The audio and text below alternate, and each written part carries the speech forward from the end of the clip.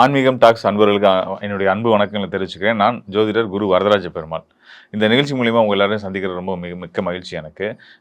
இந்த நிகழ்ச்சி என்ன அப்படின்னு கேட்டிங்கன்னா, தமிழ் புத்தாண்டு பலன்கள். உலகெங்கிலும் வாழக்கூடிய ஆன்மீகம் டாக்ஸ் அன்பர்களுக்கு என்னுடைய தமிழ் புத்தாண்டு வாழ்த்துக்களை முதல் தெரிவிச்சுக்கிறேன்.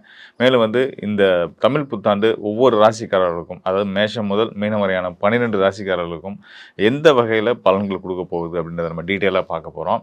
ஆண்டு கிரகங்கள், மாத கிரகங்கள் எல்லாத்தையும் கணக்கிட்டு, அதாவது ஆண்டு கிரகங்கள்னு சொல்லக்கூடியது பார்த்திங்கன்னா ராகு, கேது, குரு, சனி இவங்கெல்லாம் ஆண்டு கிரகங்கள். ஒவ்வொரு ராசிலையும் அதிகமான காலங்கள் எடுத்துக்கக்கூடிய கிரகங்கள். இவங்களோட நிலை என்னவாக இருக்குது, இது உங்களுடைய ராசிக்கு என்ன பலன்கள் கொடுக்க போகிறாங்க அப்படின்றத நம்ம டீட்டெயிலாக பார்க்க போகிறோம். இந்த ஆண்டு பார்த்திங்கன்னா குருவுடைய பயிற்சி ரொம்ப முக்கியமானதாக இருக்குது. ஏன்னு கேட்டிங்கன்னா, ஒரு 12 ஆண்டுகளுக்கு பிறகு குரு தன்னுடைய உச்ச பலம் பெறக்கூடிய வீடான கடக ராசிக்குள்ளே வரப்போகிறாரு. ஸோ குரு உச்ச பலம் பெறதில்ல, 12 ஆண்டுகளுக்கு பின்னாடி பலம் பெறதில்லை. என்ன ஒரு சிறப்பு இருக்குது அப்படின்னு கேட்டிங்கன்னா, குரு தான் இங்கே இருக்கிறதுலே முழு சுபகிரகம்னு சொல்கிறது குருவை தான் சொல்லுவோம். ஸோ முழு சுபகிரகமான குரு பகவான் ஒரு உச்ச பலம், அவர் தனித்து சுய பலத்தோடு நிற்க போகிறார் இல்லையா. ஸோ அவர் ஒரு நல்லவங்க பலமாக இருந்தால் அந்த ஊருக்கே நல்லது அப்படின்ற மாதிரி, உலகத்துக்கே நல்லது நம்ம குரு பகவான் உச்சம் பலம் அடைகிறது. ஸோ அந்த வகையில் 12 ஆண்டுகளுக்கு பிறகு குரு உச்சம் பெற்று இருக்கக்கூடிய இந்த தமிழ் புத்தாண்டு பிராபவ ஆண்டு ஒவ்வொரு ராசிக்காரர்களுக்கும் எப்படி பலன்களை கொடுக்க போது நம்ம பார்க்க போகிறோம், டீட்டெயிலாக பார்க்க போகிறோம். தொடர்ந்து இந்த நிகழ்ச்சியை பாருங்கள், நிச்சயம் உங்களுக்கு பயனுள்ளதாக இருக்கும். மக்களுக்கு என்னுடைய வாழ்த்துக்களையும் சொல்லிக்கிறேன். தமிழ் புத்தாண்டு வாழ்த்துக்களை நான் தெரிவித்து இந்த நிகழ்ச்சியை துவங்குறேன். மீனராசி அன்பர்களுக்கு இந்த தமிழ் புத்தாண்டு பிரபா ஆண்டு மிக சிறந்த அற்புதங்களை நிகழ்த்தக்கூடிய ஒரு நல்ல ஒரு ஆண்டாக அமைய போகுது. இந்த ஆண்டில் ஒவ்வொரு நாளும் உங்களுக்கு யோக பலன்களை அள்ளி கொடுக்க போகக்கூடிய ஒரு சிறப்பான ஒரு கிரகச்சூழல்கள் கோச்சார நிலைகள்லாம் இருந்துகிட்டு இருக்கு. ஸோ எந்த வகையில் அப்படின்றத நம்ம தெளிவாக பார்க்க போகிறோம். அதாவது மீனராசிக்கு எடுத்துக்கிட்டிங்கன்னா, மீனராசியுடைய அதிபதி குரு பகவான். குரு முழு சுபகிரகம். அவர் ஆண்டு துவங்கி ஒரு மாதத்தில், அதாவது ஏப்ரல் மாதம் ஆண்டு துவங்குதுன்னா மே மாதம் 26ஆம் தேதி அவர் கடகராசிக்குள்ளே போயிடுவார். கடகராசி அப்படின்றது பார்த்திங்கன்னா உங்களுடைய ராசிக்கு யோகஸ்தானமான கடகராசிக்கு குரு பகவான் 12 ஆண்டுகளுக்கு பிறகு போகிறாரு.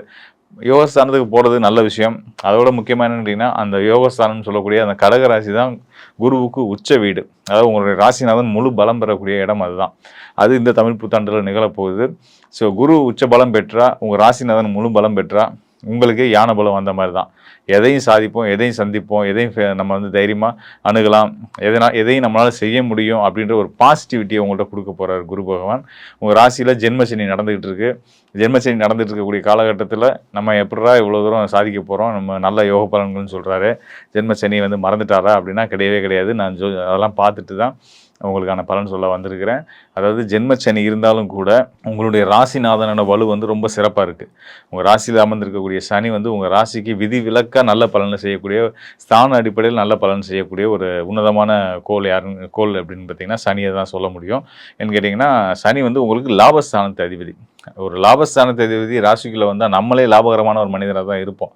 ஒவ்வொரு நாளும் ஒவ்வொரு நிமிஷத்தையும் நமக்கான லாபகமாக மாற்றக்கூடிய நல்ல ஒரு அமைப்பை சனி பவன் உங்களுக்கு கொடுத்துக்கிட்டு இருப்பார். நீங்கள் ஜென்மசனி நினச்சி முடங்கிடாதீங்க.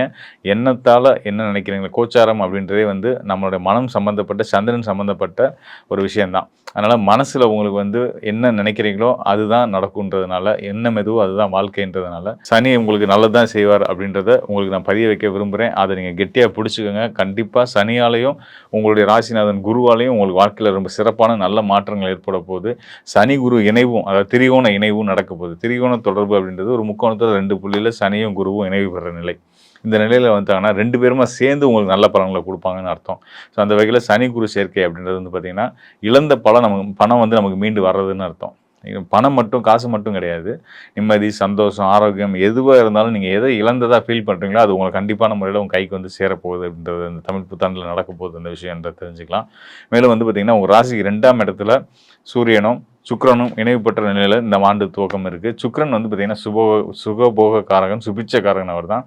அவர் தன குடும்ப வாக்கு ஸ்தானத்தில் உச்சம் பெற்ற சூரியனோடு சேர்ந்து இருக்கிறதுனால உங்களுடைய பொருளாதார நிலைகள், குடும்ப ஒற்றுமைகள் இதெல்லாம் ரொம்ப சிறப்பாக இருக்க போது. 6ஆம் இடத்துக்கு அதிபதியாக வரக்கூடிய சூரியன் 2ஆம் இடத்துல இருக்கிறதுனால நீங்கள் சொன்னால் அது நிச்சயமாக நடக்கும். அவங்க சொல்லுக்கு ஒரு மதிப்பு உண்டாகக்கூடிய ஒரு சிறந்த ஒரு காலமாக தமிழ் புத்தாண்டில் ஒவ்வொரு நாளும் இருக்க போகுது. அது போக உங்கள் ராசிக்கு பாக்கியத்தை செய்யக்கூடிய பாக்கியநாதன் சொல்லக்கூடிய செவ்வாய் உங்கள் ராசியிலே இருக்கிறாரு.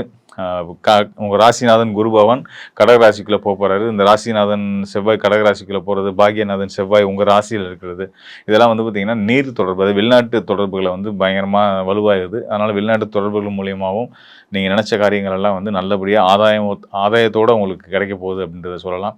வேலை முயற்சியாளர்கள்லாம் இருக்கலாம், வேலையை விட்டு இன்னொரு நிறுவனத்துக்கு வேலை மாறுதலுக்கான முயற்சி எடுத்துகிட்டு இருந்தீங்கன்னா அதுவும் நல்லபடியாக கைகூடி வரப்போகுது அப்படின்றத தெரிஞ்சுக்கலாம். அது போக இன்னொரு முக்கியமான விஷயம் என்னென்னா, புதனுடைய நிலை. புதன் வந்து உங்கள் ராசிக்கு ரொம்ப முக்கியமான கிரகம்.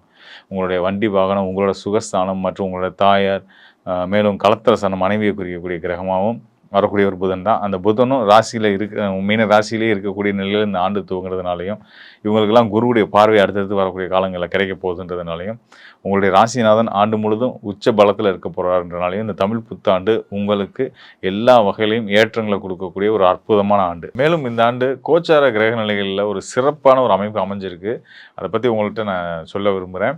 அதாவது ஒன்றும் இல்லை, ஒவ்வொரு கிரகங்களும் தன்னுடைய சொந்த நட்சத்திர காலில் நிற்க போகிறாங்க. இப்போ நம்ம உதாரணத்துக்கு சொல்லணும்னா, வியாழன் சுபகிரகமான குரு பகவான் எடுத்துக்கிட்டிங்க அப்படின்னா, அவர் மிதுன ராசியில் தன்னுடைய சொந்த நட்சத்திரமான புனர்பூச நட்சத்திரத்தில் இருக்கிறாரு.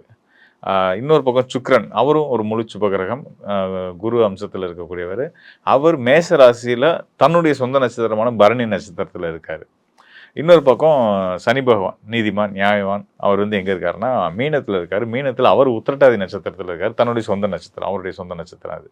அதே மாதிரி நிழல் கிரகமான ராகு கும்பராசியில் சதய நட்சத்திரத்தில் இருக்கார், அது அவருடைய சொந்த நட்சத்திரம்.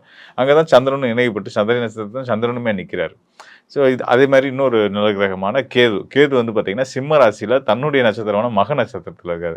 ஸோ இப்படி எல்லா கிரகங்களும் தன்னுடைய சொந்த நட்சத்திர காலில் நிற்கக்கூடிய ஒரு வலுவான நிலையில் இந்த ஆண்டு துவங்கிறதுனால கண்டிப்பான முறையில் கிரகங்கள் நல்ல பலன்களை வாரி தான் கொடுக்க வேண்டிய ஆதிபத்திய பலன்களை வலிமையாக கொடுக்க போகிறாங்க அப்படின்றத நம்ம தெரிஞ்சுக்க வேண்டியதாக இருக்குது. இந்த அமைப்பு வந்து ரொம்ப அபூர்வமான அமைப்பு. எல்லா கிரகங்களும் தன்னோட சொந்த நட்சத்திரத்தில் அமைஞ்சிருக்கிறது வந்து ஒரு உன்னதமான, அது கிரகங்கள் செய்யக்கூடிய பலன்களை ஸ்ட்ராங்காக ஆணித்தரமாக கொடுக்க போகிறாங்கன்றது தான். இப்போ நம்ம பார்த்த மாதிரி வந்து பார்த்திங்கன்னா ஒவ்வொரு ராசிக்காரர்களுக்குமே வந்து பார்த்திங்கன்னா ஒவ்வொரு கிரகங்களும் கொடுக்கக்கூடிய பலன்கள் மல்டிப்புளாக இன்னும் வலுவாக ஆழமாக கிடைக்க போகுது அப்படின்றது தான் நான் சொல்ல விரும்புகிறது. நல்ல விஷயங்கள், நெகட்டிவான விஷயங்கள்ன்றது பெருசாக சொல்கிறதுக்கு ஒன்றும் இல்லை. ஏன்னா ஆண்டு முழுதும் குரு சுபகிரகமான குரு பகவான் உச்ச வீட்டில் இருந்து நல்ல நிலையில் இருக்க போகிறார். குரு ஒருத்தர் உச்சமிட்டாலே போதும், உலகத்துக்கே நல்லதுன்ற அடிப்படையில் குருவுடைய பலம் நம்ம எல்லாத்துக்கும் கிடைக்க போகுதுன்றதுனாலையும், ஏனைய மற்ற கிரகங்களும் ஆண்டு கிரகங்களும் சிறப்பான யோக நிலையில் இருக்கிறதுனால இந்த பிராபவ ஆண்டு தமிழ் புத்தாண்டு மிக சிறந்த உன்னதமான யோகங்களை உலகத்துக்கே கொடுக்கக்கூடிய ஒரு அற்புதமான ஆண்டாக இருக்குது.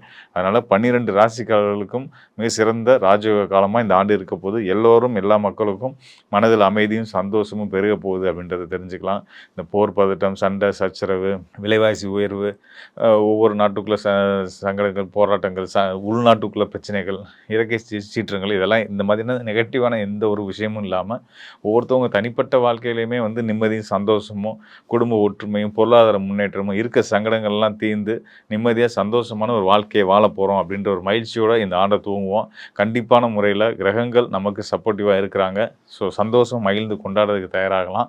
இதெல்லாம் தாண்டி கோச்சார கிரகங்கள் இந்த அளவுக்கு சிறப்பான நிலை இருக்குது. அதே பட்சத்தில் உங்களோட தனிப்பட்ட ஜாதகமும் அதுக்கு சப்போர்ட் பண்ணுதா? உங்கள் தனிப்பட்ட ஜாதகத்தில் உங்களுடைய தசாநாதன் யார், உங்களுடைய லக்னாதிபதி யார், தசா கிரகத்துக்கும் லக்னத்துக்கும் நட்பு கிரகமாக இருக்கா, பகை கிரகமாக இருக்கா, உங்களுடைய தனிப்பட்ட ஜாதகத்தில், சுய ஜாதகத்தில், ஜனன ஜாதகத்தில் எதிர்வரும் காலங்கள் எப்படி இருக்குது, இப்படின்றத பற்றி இன்னும் தனித்துவமான துல்லியமான பலன்கள் தெரிஞ்சுக்கணும் அப்படின்னா இந்த டிஸ்பிளேல இருக்க என்னுடைய எண்ணுக்கு தொடர்பு கொள்ளுங்க.